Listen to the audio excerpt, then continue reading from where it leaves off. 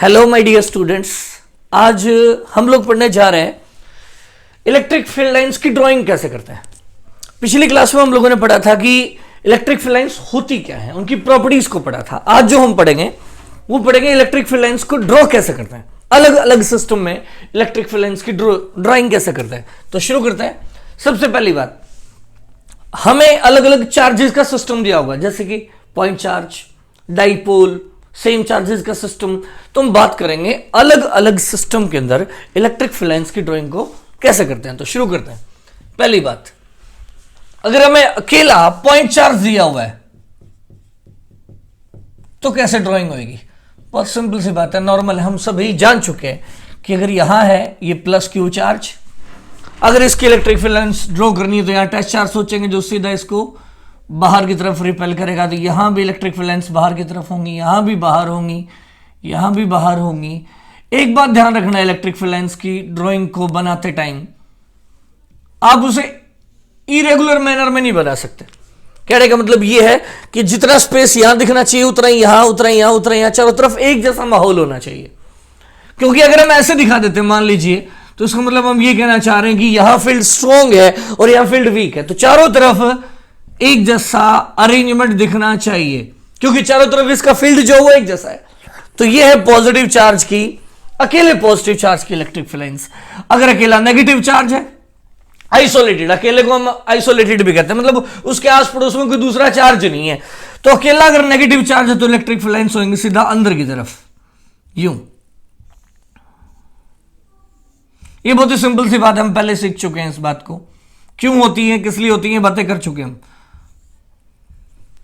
इस तरह से होंगी ये अकेले पॉजिटिव की लाइन से, ये अकेले नेगेटिव की। हाँ, सोचने का तरीका मैंने बताया था कि यहां क्या सोच लो, एक टेस्ट चार्ज, टेस्ट चार्ज का मतलब पॉजिटिव और स्मॉल, तो ये उसको बाहर रिपेल करेगा, तो इसकी इलेक्ट्रिक फील्ड लाइंस बाहर की तरफ होंगी। इसी तरह अगर यहां हम टेस्ट चार्ज सोचेंगे तो ये सब उसको कहां नेगेटिव है तो ये अंदर की तरफ अटैक करेगा, यहां भी अंदर, यहां भी अंदर, यहां भी अंदर, हर पॉइंट पे हम बोलेंगे नेगेटिव चार्ज की जो इलेक्ट्रिक फील्ड लाइंस होती हैं वो रेडियली इनवर्ड होती हैं, और पॉजिटिव चार्ज की जो इलेक्ट्रिक फील्ड लाइंस होती हैं वो रेडियली आउटवर्ड होती हैं। ठीक है, अब बात करते हैं कि अगर हमारे पास दो चार्जेस का क्या दे दिया जाए, सिस्टम दे दिया जाए, जैसे कि डाइपोल दे दिया जाए, तो यहां है प्लस क्यू चार्ज और यहां है माइनस क्यू चार्ज। अब हमसे इलेक्ट्रिक फील्ड लाइंस पूछी जाए तो मैं लास्ट क्लास में इसको डिस्कस कर चुका हूं कि ये बिल्कुल स्ट्रेट होंगी, प्लस से बाहर जाएंगे, माइनस से अंदर जाएंगे, तो बीच में फील्ड ऐड हो जाएगा। यहां जो फील्ड लाइंस होंगी वो यूं कर्व्ड होंगी। उसका रीजन भी मैंने बताया था, एक बार फिर से बता देता हूं। यहां प्लस है और यहां माइनस है, इस पॉइंट के ऊपर इस चार्ज का जो फील्ड होगा वो इधर जाएगा और इस चार्ज का जो फील्ड होगा वो इधर जाएगा। अगर हम दोनों का वेक्टर एडिशन करेंगे तो वो कुछ इस तरफ आएगा। इसी तरह अगर हम इस पॉइंट के ऊपर देखेंगे तो इस चार्ज का जो फील्ड होगा वो इस तरफ जाएगा और नेगेटिव का जो फील्ड होगा वो अंदर की तरफ जाएगा। और अगर हम प्लस का बाहर जाएगा, माइनस का अंदर जाएगा, दोनों का वेक्टर जोड़ करेंगे तो वो हमें कुछ इस तरह से दिखाई देगा। तो अगर हम लगातार हर पॉइंट के ऊपर इसी तरह फील्ड को सोचते जाएं तो हमें दिखेगा, देखिए इस तरह से, इस पॉइंट पे इधर नजर आ रहा है, इस पॉइंट पे इधर। कहने का मतलब है कि ये फील्ड का जो वेक्टर है वो पहले इधर, फिर इधर, फिर इधर, फिर इधर, यूं टर्न होते होते इधर मुड़ रहा है। इसी तरह नीचे भी इसी तरह होगा, वेक्टर जो वो यूं होते हुए, टोटल वेक्टर यूं होते होते टर्न होते इसकी तरफ है, यूं मुड़ेगा। तो हम अगर लगातार दिखाएंगे तो कंटिन्यूस दिखाना पड़ेगा। ठीक है, तो हम ड्राइंग बनाएं तो इस तरह से बनेगी। इसी तरह नीचे की तरफ भी सेम स्टाइल में आएंगी।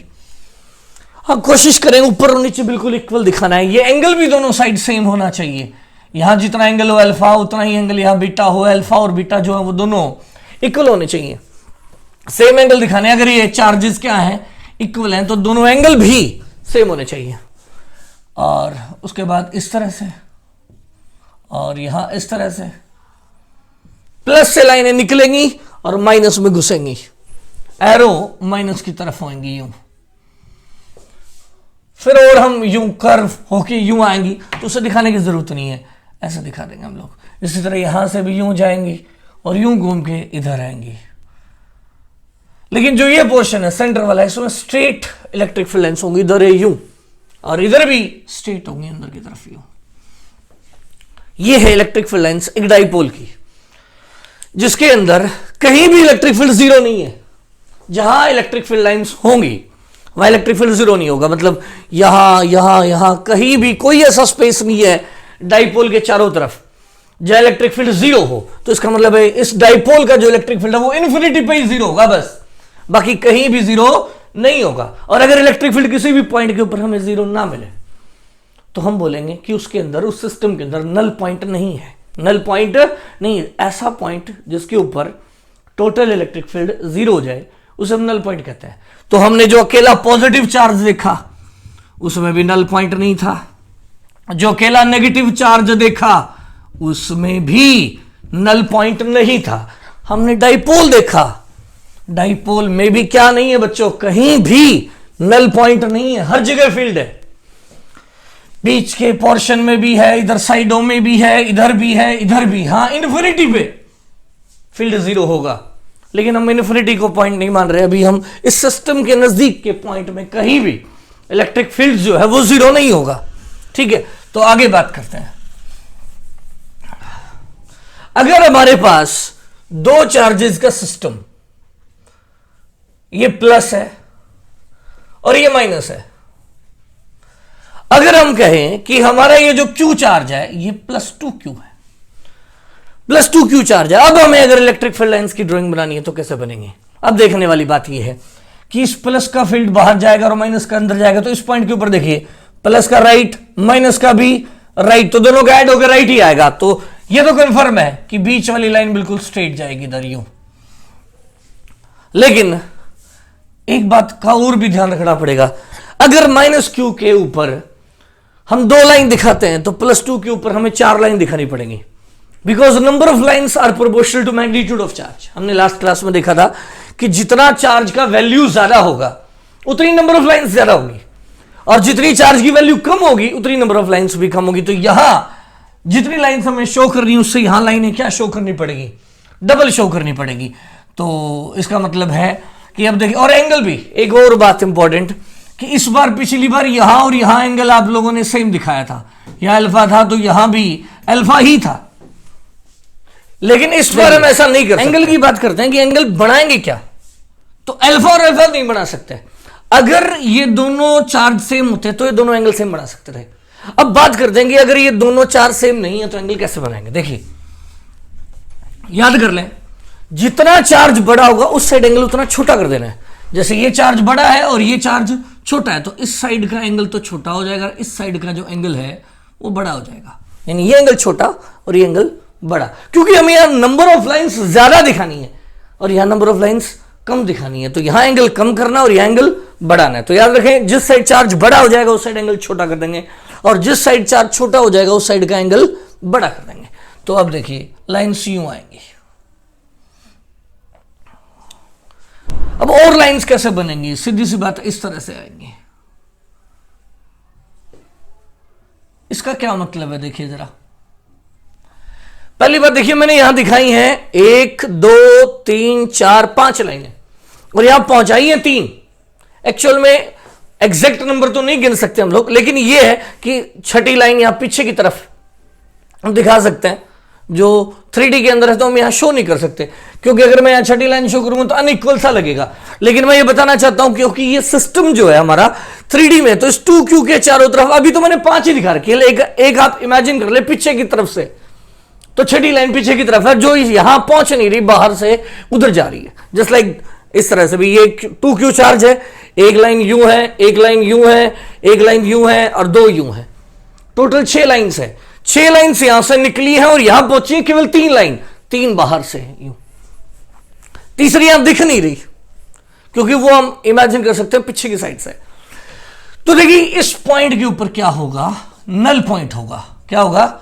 नल पॉइंट। क्यों होगा नल पॉइंट वो समझिए। देखिए, माइनस का फील्ड अंदर होगा और इस प्लस का फील्ड जो होगा वो बाहर होगा इस तरफ। ये +2Q चार्ज बड़ा होने से ही फील्ड बड़ा होना चाहिए था, लेकिन दूर ज्यादा इसलिए छोटा हो गया, और ये -Q का फील्ड नजदीक होने से प्लस 2q के बराबर आ गया और इस पॉइंट के ऊपर टोटल फील्ड जो है वो क्या हो जाएगा, 0 हो जाएगा और इस पॉइंट को हम कहेंगे नल पॉइंट। तो इस बार देखिए नल पॉइंट आया कि नहीं आया। तो जब ये दोनों चार्ज क्या थे, इक्वल और अपोजिट थे, तो कोई नल पॉइंट नहीं था, लेकिन जैसे ही अनइक्वल होंगे तो नल पॉइंट आ जाएगा। और एक और इंटरेस्टिंग बात बताना चाहूंगा, जब अनइक्वल होंगे तो जो नल पॉइंट आएगा वो स्मॉलर के पास आएगा। किसके पास आएगा, स्मॉलर के पास। ऑलवेज जो भी इन दोनों में स्मॉल होगा उसके पास में नल पॉइंट होगा। इसी तरह अगर मान लीजिए ये आपका -2q होता, ये एग्जांपल के तौर पर q होता और ये -2q होता, तो अब नल पॉइंट अगर कोई आपसे पूछे कि इस सिस्टम का जो नल पॉइंट है वो कहां होगा, तो मैं आपको सिंपल सी बात कहना चाहूंगा, ये इनकी एक्सिस है ना, इधर ऊपर और नीचे नल पॉइंट नहीं हो सकता, केवल एक्सिस पे आएगा। तो यहां नहीं हो सकता, यहां नहीं हो सकता नल पॉइंट। क्यों नहीं हो सकता, उसका रीजन है, देखिए बच्चों, इस पॉइंट के ऊपर इसका वेक्टर इधर होगा, इसका वेक्टर अंदर होगा, और दो वेक्टर जब तक अपोजिट नहीं होते ना, इतने जोड़ कभी 0 नहीं बन सकता। और यहां दो वेक्टर क्या बनेंगे ही नहीं, एक इधर और एक इधर होगा, तो अपोजिट तो बनेंगे नहीं, और अपोजिट बनेंगे नहीं तो इस पोर्शन में जोड़ 0 नहीं आएगा। इसी तरह यहां भी अपोजिट नहीं बढ़ेंगे, क्योंकि इसका फील्ड इधर जाएगा और इसका फील्ड इधर जाएगा, तो वेक्टर्स यूं आएंगे, तो जोड़ 0 आने का चांस ही नहीं है। तो केवल कहां नल पॉइंट आएगा, इस लाइन पे आएगा, और इस लाइन पे बीच में नहीं आएगा। खास बात, प्लस का भी राइट जाएगा, माइनस का भी राइट जाएगा, तो बीच में भी 0 आने का कोई चांस नहीं है। तो कौन से ऑप्शंस बचे, यहां और यहां।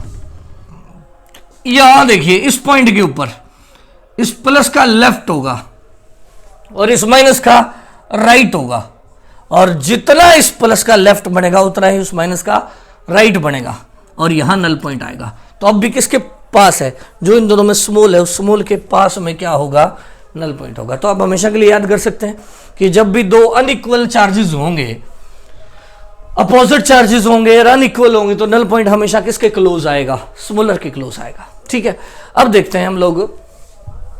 और इसी तरह अगर मैं ये कह देता कि आपके पास है ये Q और ये वाला है -2Q, जो कि अभी मैंने डिस्कस किया ही था, लेकिन अगर मैं कर दूं ये 3Q है और ये -2Q है, अब अगर मैं नल पॉइंट पूछ लूं आपसे, तो इसके नजदीक यहां से होगा, स्मॉलर के नजदीक में। क्लियर। और अगर ये कर दूं तो अब इस तरफ होगा। तो याद हो गया होगा मेरे ख्याल से, अपोजिट अगर चार्ज है तो नल पॉइंट बीच के पोर्शन में नहीं होगा, यहां नहीं होगा, यहां नहीं होगा, इस लाइन पे होगा, बड़े के पास नहीं होगा, छोटे के पास होगा, तो इस जगह पे होगा। क्लियर है ये बात। अब देखते हैं, अगर हम चार्जेस ले लें सेम टाइप के, ये भी +Q और ये भी +Q, अब इलेक्ट्रिक फील्ड लाइंस की ड्राइंग बनाए तो कैसे बनेगी, देखिए इस तरह से आएंगी।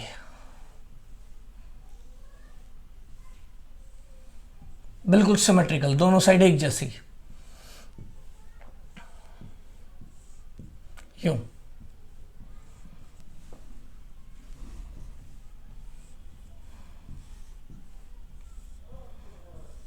बड़ी आसानी से हम इस बात को समझ सकते हैं। बिल्कुल ये लाइन यूं शो कर रही है जैसे एक दूसरे को रिपेल कर रही हैं, नफरत कर रहे हो दोनों एक दूसरे से। ये इसकी लाइन इसको रिपेल कर रही है और इसकी लाइन इसको रिपेल कर रही है, ऐसा फील कर सकते हैं हम लोग।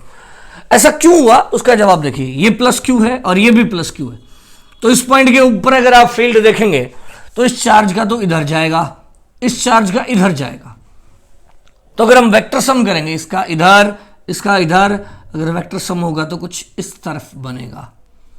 क्लियर है ये बात। इसी तरह जब हम यहां जोड़ के देखेंगे तो इस तरफ बनेगा, यहां जोड़ के देखेंगे तो इस तरफ बनेगा, इसी तरह इस पॉइंट पे जोड़ेंगे तो इधर बनेगा, फिर यहां देखेंगे तो इधर बनेगा, और यहां देखेंगे तो इधर बनेगा, और इन सारों को मिला देंगे, कुछ लाइन कुछ इस तरह से आएंगे। उम्मीद है समझ आ गई होगी बात आप लोगों को। इस बार नल पॉइंट देखने वाली बात यह है कि नल पॉइंट कहां है, बिल्कुल सेंटर पे, बिल्कुल सेंटर पे। देखिए यहां है नल पॉइंट। सेंटर के ऊपर जितना इसका फील्ड राइट होगा उतना उसका फील्ड लेफ्ट होगा, नेट फील्ड 0 आ जाएगा, इसलिए नल पॉइंट सेंटर पे होगा। यहां नल पॉइंट नहीं होगा, यहां भी नल पॉइंट नहीं होगा। लेकिन अगर हम कर दें इस चार्ज को बड़ा, +2Q, और ये कर दिया मैंने Q, अब कंफर्म सी बात है, इससे दूर जाके नल पॉइंट आएगा, सेंटर में नहीं आ सकता, क्योंकि सेंटर में इसका वेक्टर बड़ा हो जाएगा और उसका वेक्टर छोटा रह जाएगा।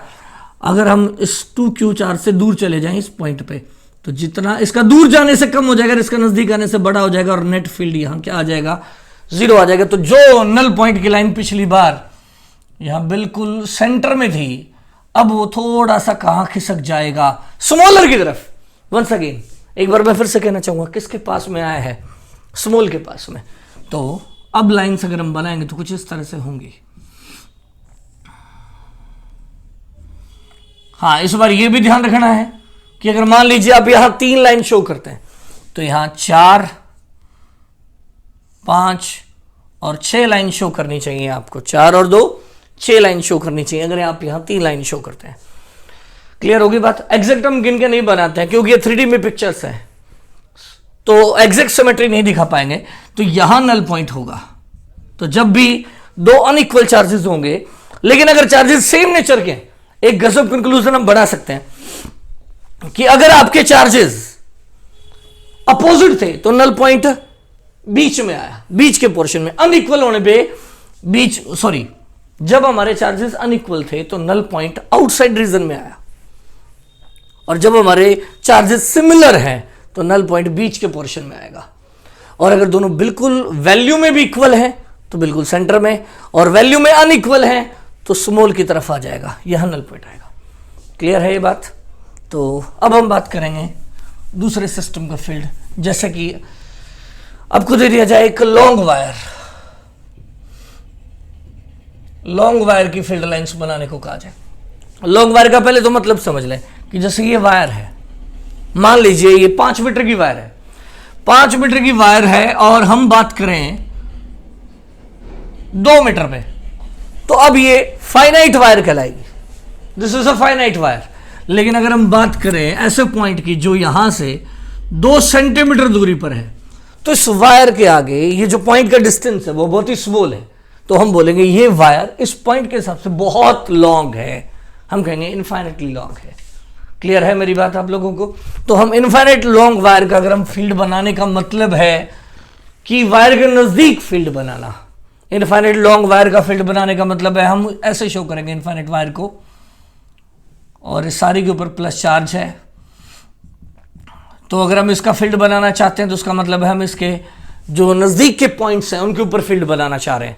तो कैसे बनेगा, देखिए मान लीजिए ये लंबी वायर है, ऐसे खूब लंबी ऊपर से नीचे तक। अगर इस पॉइंट के ऊपर देखेंगे तो फील्ड सीधा इस वायर के परपेंडिकुलर बाहर जाएगा।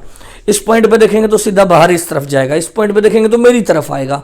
इस पॉइंट पे देखेंगे तो इधर आएगा। इस पॉइंट पे देखेंगे तो इधर आएगा। तो वायर के हर पॉइंट के परपेंडिकुलर बाहर की तरफ फील्ड होगा। जैसे इस पॉइंट पे इधर, इस पॉइंट पे इधर, इस पॉइंट पे इधर, इस पॉइंट पे इधर, इस पे इधर, इधर, इस पॉइंट पे इधर होगा, इस पॉइंट पे इधर, इस पे इधर। क्लियर है। तो इसकी इलेक्ट्रिक फील्ड लाइंस की अगर हम ड्राइंग बनाएंगे तो they will be like this. यहां भी हमें सिमेट्रिकल दिखानी है, इस तरह से होंगी इलेक्ट्रिक फील्ड लाइंस एक लॉन्ग वायर की। अब अगर हम बात करें लॉन्ग वायर के बाद, अगर हमारी वायर लॉन्ग ना होकर शॉर्ट हो, क्या हो, शॉर्ट हो, तो कैसी लाइंस आएंगी। अगर शॉर्ट वायर है तो बच्चों ध्यान देने वाली बात ये है, यूं होंगी, ये प्लस प्लस प्लस प्लस है, तो इधर सेंटर में तो स्ट्रेट जाएगा, लेकिन इस पोर्शन में लाइंस यूं मुड़ती जाएंगी, यूं, और इधर यूं हो जाएंगी, सेंटर में स्ट्रेट रहेंगी, और इधर इस तरफ मुड़नी शुरू हो जाएंगी, यूं, और इधर इस तरह से। तो ये एक ओवरऑल हम पैटर्न देख सकते हैं। शॉर्ट वायर है तो हमें ज़्यादा स्टडी लॉन्ग वायर की करनी है, तो आप लॉन्ग वायर में यूं मान के चल सकते हैं, बिल्कुल स्ट्रेट, राइट में राइट होता है, इधर इधर होता है। अगर ऊपर वाले पॉइंट्स पे देखेंगे तो ऊपर की तरफ होगा, नीचे वाले पॉइंट्स पे देखेंगे तो नीचे की तरफ होगा। वायर से जस्ट परपेंडिकुलर आउटवर्ड होगा चारों तरफ। ठीक है। अब बात करते हैं हम लोग, अगर हमारे पास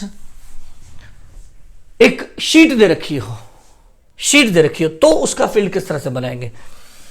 शीट का फील्ड जो वो आपको दिखाना चाहूंगा। मान लीजिए ये आपकी कोई शीट है, ये शीट है, ये शीट अगर इतनी है तो इसके बिल्कुल नजदीक के पॉइंट हैं तो ये लॉन्ग शीट कहलाएगी। अगर इस पॉइंट पे बात करेंगे तो ये शीट लॉन्ग नहीं है, फाइनाइट शीट है। इस पॉइंट के लिए बहुत नजदीक का पॉइंट है, शीट के अगर पॉइंट बहुत नजदीक है तो वो शीट उस पॉइंट के लिए लॉन्ग शीट कहलाएगी, इनफाइनेटली लॉन्ग शीट। तो उसका फील्ड कैसा होगा, मान लीजिए सारी भी प्लस चार्ज है, तो इस पॉइंट पे बाहर, इस पॉइंट पे भी बाहर, इस पे भी बाहर, इस पे भी बाहर, राइट पोर्शन में राइट होगा और जो लेफ्ट पोर्शन है उसमें लेफ्ट होगा, और शीट के हर पॉइंट के परपेंडिकुलर अगर शीट लॉन्ग है। ये तो मैंने एक शॉर्ट शीट दिखाई है। इसी तरह आप इसको रिप्रेजेंट करेंगे तो यूं रिप्रेजेंट कर सकते हैं, ये मान लीजिए आपकी लॉन्ग शीट है और इस सारे के ऊपर प्लस फैला हुआ है, तो अगर आप इसकी इलेक्ट्रिक फील्ड लाइंस बनाएंगे तो यूं होंगी, राइट पोर्शन में राइट की तरफ, लेफ्ट पोर्शन में लेफ्ट की तरफ, इस तरह से इलेक्ट्रिक फील्ड लाइंस होंगी। उम्मीद है आप लोगों को समझ आ गई होंगी। अब अगर हम बात करें शीट के बाद शेल की, शेल जैसे प्लास्टिक की बॉल होती है, अंदर से खाली और उस सारे के ऊपर चार्ज फैला हुआ है, तो सवाल ये कि इलेक्ट्रिक फील्ड लाइंस कैसी होंगी। तो मैं आपको बता दूं बच्चों, ये अगर शेल है, शेल को हम होलो सफियर भी बोलते हैं, होलो सफियर, खोखला सफियर या फिर शेल, और उसके ऊपर चार्ज है प्लस, तो इलेक्ट्रिक फील्ड लाइंस बनाएंगे तो शेल के जस्ट परपेंडिकुलर, परपेंडिकुलर का मतलब है वो लाइन कहां से होनी चाहिए, सेंटर की तरफ से, अंदर कोई लाइन नहीं दिखाएंगे हम लोग। शेल के अंदर इलेक्ट्रिक फील्ड हमेशा जीरो होता है, तो हमेशा के लिए याद रखें शेल के अंदर कभी भी कोई इलेक्ट्रिक फील्ड लाइंस आप लोग नहीं दिखाएंगे। तो यहां इलेक्ट्रिक फील्ड लाइंस नहीं होंगी, इस पॉइंट के ऊपर जस्ट परपेंडिकुलर सेंटर से निकलती हुई दिखनी चाहिए, यहां भी परपेंडिकुलर, यहां भी परपेंडिकुलर, यहां भी परपेंडिकुलर, यहां भी परपेंडिकुलर। डॉटेड का मतलब मैं ये कहना चाह रहा हूं वो सेंटर से आ रही है लेकिन अंदर कोई फील्ड नहीं है, आप इसे बाद में हटा सकते हैं। तो ये इलेक्ट्रिक फील्ड लाइंस होंगी शेल की, ठीक है। अब अगर हम बात करें solid sphere, solid sphere, solid sphere भी दो तरह का हो सकता है, इंसुलेटिंग एंड कंडक्टिंग। तो सुनिए जरा, अगर कंडक्टिंग सॉलिड सफियर है, कंडक्टिंग, ये सॉलिड सफियर हो गया, कंडक्टर का बना हुआ है, कंडक्टर का बना हुआ तो बच्चों याद कर लो चार्ज बाहर रहेगा, केवल बाहर रहेगा, कंडक्टर को एक्स्ट्रा दिया हुआ चार्ज उसके अंदर नहीं जाता, केवल बाहर रहता है, बाहर रहता है। तो ये फिर उस तरह से बिहेव करे जैसे कि शेल हो। तो अगर हमें कंडक्टिंग सॉलिड सफियर की इलेक्ट्रिक फील्ड लाइंस बनानी हो तो जस्ट आप वही बना दें जो आप शेल की बनाते थे, अंदर कोई फील्ड हम नहीं दिखाएंगे। क्लियर है ये बात आप लोगों को। लेकिन अगर इंसुलेटिंग सॉलिड सफियर होगा, क्या होगा, इंसुलेटिंग, इंसुलेटिंग होगा तो अंदर भी इलेक्ट्रिक फील्ड होगा। अब पूरे पोर्शन में इलेक्ट्रिक फील्ड होगा, यहां भी होगा, यहां भी होगा, पूरे के अंदर, सेंटर पे जाके इलेक्ट्रिक फील्ड जीरो हो जाएगा, लेकिन पूरे पोर्शन में क्या होगा बच्चों, इलेक्ट्रिक फील्ड होगा। यहां इलेक्ट्रिक फील्ड जीरो होगा और यहां थोड़ा थोड़ा थोड़ा थोड़ा बढ़ता जाएगा और यहां फुल हो जाएगा ऊपर, और फिर आगे धीरे धीरे कम होता जाएगा। लेकिन कहने का मतलब है अब सॉलिड सफियर अगर है और वो इंसुलेटिंग है तो अंदर हर पॉइंट के ऊपर क्या होगा बच्चों, इलेक्ट्रिक फील्ड होगा। लेकिन अगर यही चीज क्या होती, कंडक्टिंग होती, तो ये अंदर की चीज हम गायब कर देते, जैसे ये इसको क्या कहते हैं, हम कंडक्टिंग कहते हैं। उम्मीद है आप लोगों को बातें समझ आ गई होंगी। तो आज हम लोगों ने इलेक्ट्रिक फील्ड लाइंस बनाना सीखा अलग अलग सिस्टम का, जिनमें स्पेशल थे point charge, dipole, similar charges, sheet, wire, shell and solid sphere. Thank you. आज हम इतना ही पढ़ेंगे, बाकी हम नेक्स्ट क्लास में।